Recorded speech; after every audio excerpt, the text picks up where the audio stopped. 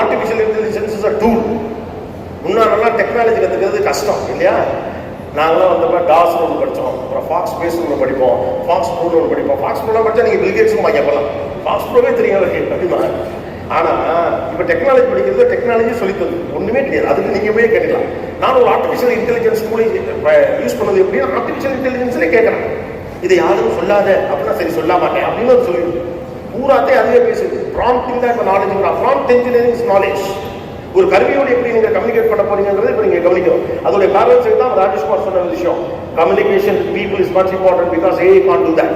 AI எல்லாத்தையும் ஒன்று பேசும். மறுபடியும் கொண்டு சொல்ற இன்ஜினியரிங் ஸ்டூடெண்ட்ஸ் நம்ம எப்போதுமே கன்சியூமராகவே இருந்து பழகிறோம் ரொம்ப காலமா. இதற்கு முன்னதாக உங்களுடைய மூத்தவர்களிடம் நான் பேசிய காலத்தில் எப்போதும் அதை சொல்லியிருக்கேன். Don't be a consumer, be a producer அப்படின்னு. நம்மகிட்ட பெரிய பிரச்சனை தான். உலகத்திலே அதிகமான அளவுக்கு இன்ஜினியரிங் படிக்கக்கூடிய நாடு இந்திய நாடு. இன்னும் சொல்ல போனா நம்ம ஸ்டேட்ல அவ்வளவு இன்ஜினியரிங் படிக்கும். நம்ம தொடர்ந்து கன்சியூமராக இருப்போம். சாட்ஜிபிடி பயன்படுத்துறதுல அறிவு. சாட்ஜிபிடியோட ஒரு பெரிய ஒரு சூப்பரான டெக்னாலஜி உருவாக்குறது அறிவு. பெர்ப்ளெக்சிட்டி டெஸ்லாவுடைய வைஸ் பிரசிடென்ட் அசோக் எல்லுசாமி அவரை இன்டர்வியூ பண்ணேன். கிட்டத்தட்ட இன்னைக்கு எலன் மஸ்க்கு அடுத்த இடத்துல ஒரு உட்காந்துருக்காங்க. நீங்க பாக்குற இவி கார், இவி பிளஸ் ஆர்டிபிஷியல் இன்டெலிஜென்ஸ் டிரைவரே இல்லாம பெரிய மாவட்டம் போச்சோட காரை கண்டுபிடிச்ச குரூப்போட ஹெட் சின்ன பையன், சென்னை பையன், நம்ம ஊர் பையன்.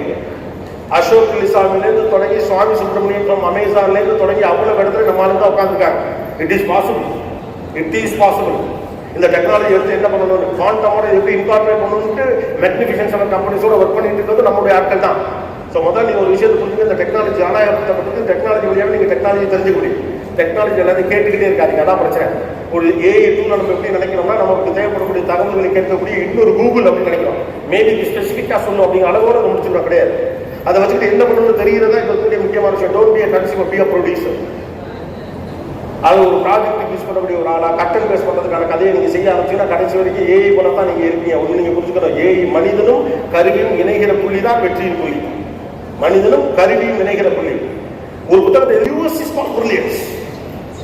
ஏஐ அப்படி யூஸ் பண்ணுங்க. நீங்க ஒரு படிக்கிறீங்களா, அது ஒரு சிந்தனையை தூண்டணும். நீங்க ஒரு கண்டென்ட் எடுக்கிறீங்களா, அது ஒரு சிந்தனையை தூண்டணும். அதன் வழியாக நீங்க ஒண்ணு கண்டுபிடிக்கிறீங்க, நீங்க ஒண்ணு உருவாக்கணும். ரைட் தானே?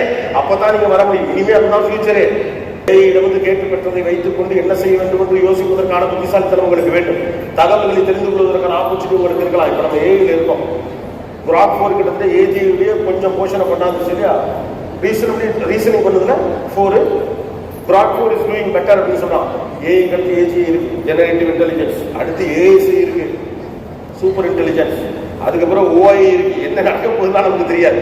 ஆனா என்ன இருந்தாலும் ஒன்று மட்டும் ஞாபகம் வச்சுக்கணும். ஆயிரம் தான் அது என்ன பண்ணினாலும் மனுஷன் மட்டும் சில விஷயத்தை அதால பண்ணவே முடியாது. மனிதர்களை கையாளுவது எப்படி என்று கருவிகளுக்கு தெரியாது. மனிதர்களை கையாளுவதற்கு மனிதர்களுக்கு தான் தெரியும்.